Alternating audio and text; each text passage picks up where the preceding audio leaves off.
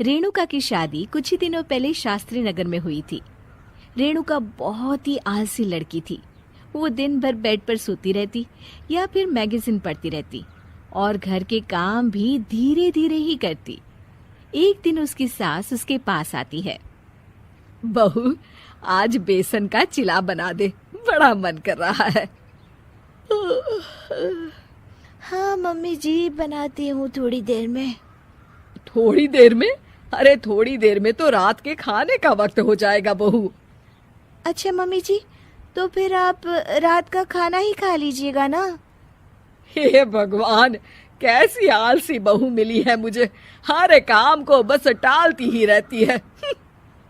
रेणुका दिन भर बस आलस पना ही करती रहती। एक बार रात के खाने पर सब बैठे हैं तो रेणुका का पति कहता है, अरे ये क्या, आज फिर से करेला? रेणुका, हफ्ते में तीसरी बार ऐसा हुआ है कि करेला बन रहा है। कुछ भी बना लिया करो। अरे इतनी सारी सब्जी मिलती है मार्केट में। हाँ, पर अब कौन मार्केट जाए और सब्जी लेकर आए, इसीलिए जो था घर पर वही बना दिया। बहू, फ्रिज खोल कर देखती तो पता चलता कि सारी सब्जियां रखी होती है, पर तुम्हारा आलसपन खत्म हो तो तुम्हारी नजर जाए ना। विशाल कमरे में आकर रेणुका से पूछता है, रेणुका, मैंने कहा था तुमसे कि मेरे लिए रुमाल ले आना। मेरे सारे रुमाल खराब हो गए हैं। तुम ले आई क्या? आज नहीं गई, कल ले आऊंगी। ओफो, पिछले 4 दिनों से मैं यही सुन रहा हूँ। बिना रुमाल के ऑफिस जाना पड़ रहा है। तुम तो बहुत ही आलसी होती जा रही हो रेणुका। आपको रुमाल की जरूरत है ना, तो खुद ही खरीद लीजिए ना। हाँ, अब वही करूंगा। तुम्हारे भरोसे बैठा रहा तो कुछ नहीं होगा। एक दिन दरवाजे पर बेल बज रही होती है और रेणुका सोफे पर बैठी होती है, पर आलस में दरवाजा खोलती ही नहीं। अरे बहू, कितनी देर से बेल बज रही है? क्या कानों में रुई डालकर बैठी हो जो सुनाई नहीं दे रही बेल? मम्मी जी, अब आप आ ही गई हैं तो आप ही खोल दीजिए ना दरवाजा। क्यों मुझे ताना मारकर और देर कर रही हैं? अरे वाह, उल्टा चोर को तवाल को डांटे। सास दरवाजा खोलती है तो उसकी पड़ोसन दरवाजे पर खड़ी होती है।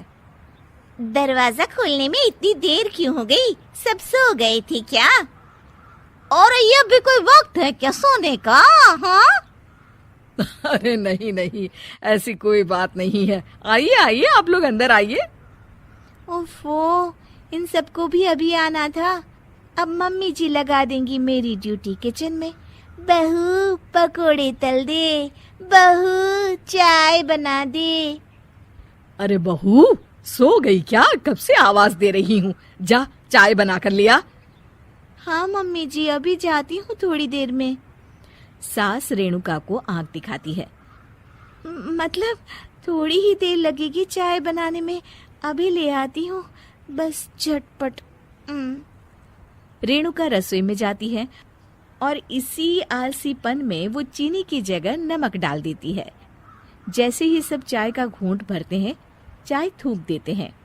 थू थू थू थू, ये कैसी चाय बनाई है तूने रेणुका? इसमें तो सारा नमक भरा है।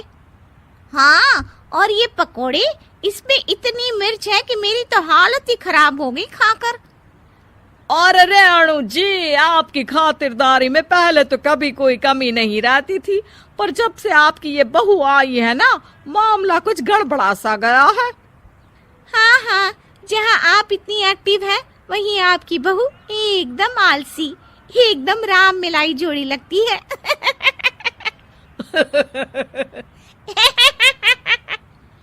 अच्छा जी, चलते हैं अब। नमक वाली चाय पिलाने के लिए बहुत बहुत शुक्रिया। सब वहां से चले जाते हैं। अरे तूने तो मेरी नाक ही कटा दी बहू। वे लोग क्या सोच रहे होंगे मेरे बारे में? मम्मी जी, मैंने तो शक्कर ही डाली थी, पता नहीं नमक कैसे बन गई शक्कर। शक्कर नमक नहीं बना बहू रानी, तुम्हारा ये जो आलसपना है ना, ये उसी का नतीजा है। सॉरी मम्मी जी, अब मैं ये आलसपन छोड़कर सारे काम अच्छे से मन लगाकर करूंगी।